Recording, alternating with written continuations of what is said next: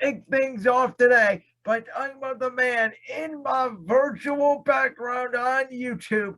This guy, former number 6 in Cleveland, Baker Mayfield, is now a Carolina Panther. The Browns trading away a 2024 conditional fifth round pick that could turn into a fourth round pick if Baker Mayfield plays 70% of the snaps this season for the Carolina Panthers. And I am here to say for you Brown fans, as you guys know, I am locally based in Cleveland, Ohio, the 216. For Browns fans, folks, part one of the Deshaun Watson saga is finally over. We knew this on the day that I came on here at about 4 p.m., a breaking news audio only podcast, which you can listen back to when I was screaming the Browns finally got their franchise quarterback in Deshaun Watson. We knew this was coming. We knew eventually Baker Mayfield would no longer be a Cleveland Brown. And let's be honest, we kind of had an inkling about it at the end of last season when the Browns pretty much gave up all hope on Baker Mayfield. They made him play hurt with that injured shoulder. Now, I was on here during the football season saying Baker Mayfield was hurt. He was not injured. There is a difference. If you're injured, you cannot play. If you are hurt, you can play. And when you are out there, I'm going to hold you to the standards like you are 100% healthy. And Baker Mayfield last year, by the numbers, was a bottom 5 quarterback in the National Football League. He wasn't average. He wasn't above average. He was way below average. And when you have way below average quarterback play in a division with Lamar Jackson, with Joe Burrow, with the then Ben Roethlisberger, who was not playing well, but Pittsburgh had a hell of a defense. It's one of the reasons why they snuck in the back door and into the postseason, along with the fact that Lamar Jackson and the rest of the Baltimore Ravens fell apart. They had the most injuries by far in the National Football League last year. But Baker Mayfield, number 6, that guy, the former 2018 first round pick, number 1 overall by John Dorsey's regime in the Cleveland Browns, could not get it done. And now he's on his way to Carolina to meet the number 3 overall pick of the New York Jets in that draft, Sam Darnold. Now, if you go back to that draft where we had Baker Mayfield, Sam Darnold, Josh Allen, Lamar Jackson, Josh Rosen as your top 5. Of course, Mason Rudolph was also in there. He eventually went in the second round to the Pittsburgh Steelers. Out of those quarterbacks in that class, many people had Darnold and Rosen as the top 2. Then some had Baker, some had Lamar, some had Josh Allen. But most of the consensus was Sam Darnold and Josh Rosen were the 2 can't-miss prospects. And I never understood that. The knock on Baker Mayfield was he was too small. The knock on Josh Allen was he went to a small school. The knock on Lamar Jackson was he was more of a wide receiver than a quarterback. And yet those 3 guys have been the 3 most successful QBs in the class, or the prototypical Sam Darnold and the prototypical Josh Rosen.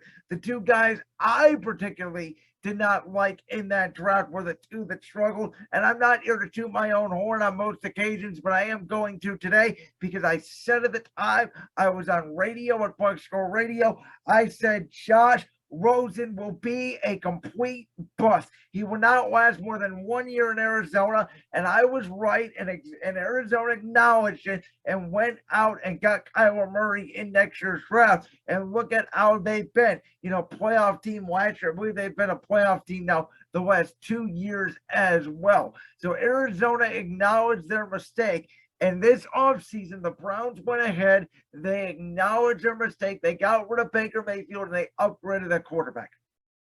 Now, whether or not Deshaun Watson plays this year is a different story. Listen, there's a number of allegations coming out about many people today in the sports world. One, we're about to talk about here in a minute on Brandon's World. But with Deshaun, I don't care what the suspension is. I don't care if he gets 16 games. I don't care if he gets 0. I don't care if he gets 4. I don't care if he gets 8. I don't care if he gets 12. At the end of the day, on the football field. Now, I'm not going to say Watson's a top 5 quarterback. You got Josh Allen. You got Patrick Mahomes. You got Tom Brady. You have Joe Burrow. Justin Herbert certainly up there. Lamar Jackson. Matthew Stafford. There are guys up there, but Deshaun Watson is certainly in that category. Russell Wilson, you can make an argument for as well. I would put Deshaun a little bit over Russell Wilson just because of the age factor, but they are very similar quarterbacks, and a quarterback like Deshaun Watson does not become available often. So, yes, I do think no matter what, even if he does not play this year, the deal will be worth it for the Browns. At the end of the day, Baker Mayfield gets a fresh start in Carolina, who is not a very good football team. They are a running back dependent football team with Christian McCaffrey, who, as great as he is always hurt. You don't know if he's going to play more than 4 games in a football season. DJ Moore to me is a number 2. He's not a number 1. He's a little bit of an overrated wide receiver. We already know Robbie Anderson does not like Baker Mayfield. We know Rashard Higgins is Baker Mayfield's favorite target. He may get an upgrade there, maybe the number 2 behind DJ Moore, but that's still not a great receiving core. Ian Thomas at tight end is not great. Their offensive line is not great. So I think Baker Mayfield's going to have to use Christian McCaffrey a lot when he's healthy, use Chuba Hubbard, run the football. I don't think they're going to be able to score a lot of points. For Baker Mayfield's sake, I know the NFC South is weak. We know Atlanta's trying to take for a quarterback. I don't think the Saints are going to particularly be too good this year. I don't think Carolina is going to be good either. I think it's going to be an easy 6-0 for the Tampa Bay Buccaneers, who I do think will win the Super Bowl this year, by the way. Spoiler alert in that NFC South. But for Baker, I think the best thing for him to do right now is to be on his best behavior, get some good numbers in Carolina, and pick his destination next year. Wow, what Jameis Winston did when he went from Tampa to New Orleans to eventually succeed Drew Brees.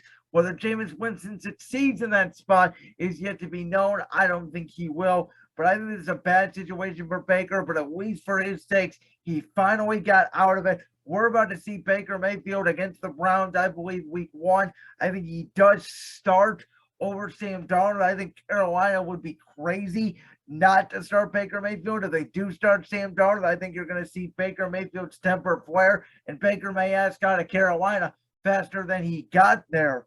But, Baker, Sam Darnold, I don't think it's a good mix there. I would trade Sam Darnold. Again, I already advocated to you earlier. I think he is a bust. I think he's a career backup. I think Baker is a fringe starter who will win some games for Carolina, maybe 3 or 4, not many. And then hopefully, though, if he puts up good numbers, he gets in a good situation because the kid can play.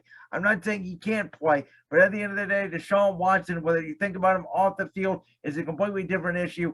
On the field, he is an upgrade over Mayfield, as I've said multiple times. And for Browns fans today, at least for now, the saga is over. Baker Mayfield is in Carolina, and after week 1, no matter what the result is, win or lose, Cleveland fans can finally get over Baker Mayfield, because whenever Watson comes out on that field, you will have a franchise quarterback once again. Baker Mayfield just was not the answer, and I think finally, after 4 years, we can admit it, John Dorsey whiffed on that pick.